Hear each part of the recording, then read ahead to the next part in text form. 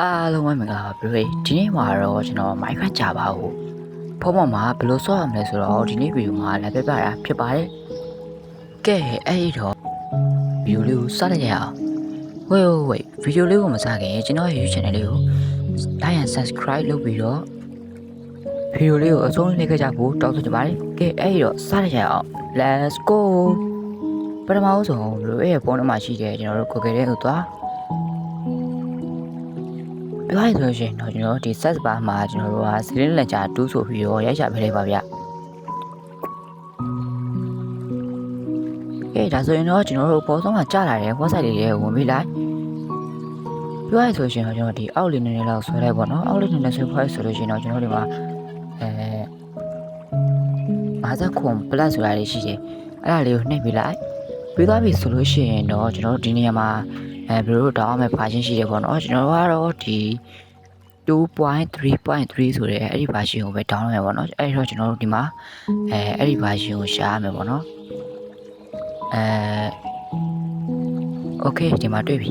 အဲ့တော့ကျွန်တော်တို့ကအဲ့ဒါလေးကိုတစ်ချက်နှိပ်လိုက်ကိုယ်ခဏလောက်ဆောင်းလိုက်ပေါ့နော်okay ဒါဆိုလို့ရှိရင်တော့ကျွန်တော်ဒီနေရာရောက်ပါလိမ့်မယ်ဒီနေရာရောက်ပြီဆိုလို့ရှိရင်တော့အောက်လေးနည်းနည်းဆွဲပြီးတော့ကိုကြိုက်တဲ့ဒီ version ကို download ပေါ့နော်ကျွန်တော်တို့ဒီအပေါ်သွားဟောပဲ download လိုက်တယ်ဘာလို့ရှိရင်တော့ကျွန်တော်ဒီ download ကိုနှိပ်ပြီးသားပြီဆိုလို့ရှိရင်တော့ကျွန်တော်ဒီလိုပုံစံပေါ်လာရင်တော့ဒါသူကစ down နေပေါ့နော်ကျွန်တော်တို့ down ဖြစ်တဲ့ကြောင့်မို့လို့ဆက်ပြီးတော့မ down တော့ဘူးဘယ်လိုကတော့ဖြစ်အောင် down လိုက်ပေါ့ဘာလို့ရှိရင်တော့ကျွန်တော်တို့ဒီ game လေးကိုသွား game လေးကိုသွားပါလို့ရှိရင် account တစ်ခေါက်ဖွင့်ရမယ်ပေါ့နော် account တစ်ခေါက်ဖွင့်ဖို့ဆိုကျွန်တော်ဒီနာ offline account ဆိုတဲ့ဆိုတော့နှိပ်ဘာလို့ရှိရင်တော့ကျွန်တော်ဒီဘေးနားမှာ offline ဆိုတဲ့ဆိုတော့ထပ်နှိပ်ဘာလို့ရှိရင်တော့ကျွန်တော်ဒီနေရာမှာနာမည်တစ်ခုပေးရမယ်ပေါ့နော်အဲ့နာမည်ကိုတော့ကိုကြိုက်တာပေးလို့ရတယ်ကျွန်တော်ကတော့ဒီ horror ပေးလိုက်တယ်။ခေဒါဆိုရင်တော့ရပါပြီ။ပေါ်လို့ရှိရင်တော့ဒီနေရာမှာ skin ဘယ်လိုထည့်လဲဆိုလို့ရှိရင်တော့ကျွန်တော်ဒီအိမ်ချိန်ပုံစံလေးကိုနှိပ်လိုက်ပေါ့နော်။ဒါဆိုရင်တော့သူကဘယ်လို skin ထည့်တဲ့နေရာကိုရောက်သွားပြီပဲဖြစ်ပါတယ်။ဒါဆိုရင်တော့ကိုကြိုက်တဲ့ skin ရွေးလို့ရပြီပေါ့နော်။ပေါ်ရင်ဒီစာကတော့ဒါကျွန်တော်ဒီလက်အကြီးအသေးရွေးခိုင်းတာပေါ့။ကျွန်တော်တော့လက်အသေးပဲရွေးလိုက်တယ်ပေါ့နော်။ဒါဆိုရင်တော့ဒါရပြီ။ဘာရှင်းတောင်းဖို့ဆိုရင်တော့ကျွန်တော်ဒီအပေါ်သုံးမှာရှိတဲ့ဒီ download ပုံစံလေးနှိပ်ပေါ်လို့ရှိရင်တော့ကျွန်တော်ဒီ mod pack ကိုနှိပ်ပွားလို့ရှိရင်တော့အောက်လေးနည်းနည်းဆွဲလိုက်ပါတော့ပွားလို့ရှိရင်ကျွန်တော်တို့ဒီမှာဒီ RD ဆိုတဲ့ဒီကောင်လေးကိုကျွန်တော်တို့ဒီတောင်းဝင်ရမှာဖြစ်ပါတယ်ဒီမှာဆိုလို့ရှိရင်ကျွန်တော်ဒီ version တွေလည်းအများကြီးရှိရပေါ့နော်ဘယ်လိုကတော့ဘယ်လိုဆော့ချင်တဲ့ version ကိုတောင်းကျွန်တော်ကတော့ဒီ 1.20.1 ဆိုတဲ့အဲ့ဒီ version ကိုပဲတောင်းလိုက်မှာပေါ့နော်โอเคအဲ့တော့ဒီမှာ 1.20.1 โ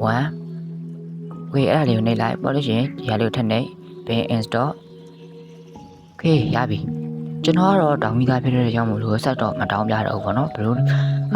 download ပြပါလို့ရှိရင်တော့ကျွန်တော်ဒီဘေးရကလုတ်လေးကိုနှိပ်ပြီးတော့ထွက်လိုက်ပေါ်လို့ရှိရင်တော့ကျွန်တော်ဒီအောက်ကအဲဒီအပြန်အောင်စာလေးကိုနှိပ်ပြီးတော့ကျွန်တော်တို့ဒီဂိမ်းထဲကိုစပြီးတော့ဝင်လို့ရပါပြီဂိမ်းထဲဝင်တဲ့အချိန်မှာကျွန်တော်ဒီလိုပုံလေးပေါ်လာရင်ရပြီပေါ့နော်အဲ့တော့ဘလို့ကဒီနားမှာခဏလေးတော့စောင့်ပေးရမယ်ဗျโอเคဒါဆိုလို့ရှိရင်တော့ဘလို့အနေနဲ့ Minecraft ချပါဦးဖုန်းပေါ်မှာဆော့လို့ရသွားပြီပဲဖြစ်ပါတယ်ကဲအဲ့ဒီတော့ကျွန်တော်ရဲ့ဗီဒီယိုလေးကိုချမ်းသာတယ်ဆိုလို့ရှိရင်တော့ကျွန်တော်ရဲ့ဒီ YouTube channel လေးကို like and subscribe လုပ်ပေးဖို့တောင်းဆိုနေပါတယ်ကဲအဲ့ဒီတော့ bro အနေနဲ့နောက်တွေ့ကြလို့ရှိရင်တော့ကျွန်တော်ဒီ Minecraft Java မှာဒီ mod တွေဘယ်လိုထည့်လဲဆိုတာကိုကျွန်တော်ဗီဒီယိုတစ်ပုဒ်နဲ့ထပ်ပြီးတော့လုပ်ပေးပါမယ်အားလုံးပဲဒီနေ့ဗီဒီယိုတွေကတော့ဒီလောက်ပါပဲခင်ဗျာနောက်ဗီဒီယိုကြမှာပြန်တွေ့ကြပါမယ်အားလုံးပဲ bye bye wait ဗီဒီယိုလေးကိုအဆုံးမတက်ခင်ကျွန်တော်ရဲ့ YouTube channel လေးကို like and subscribe လုပ်ပေးခဲ့ဖို့မမေ့ကြပါနဲ့ခင်ဗျာ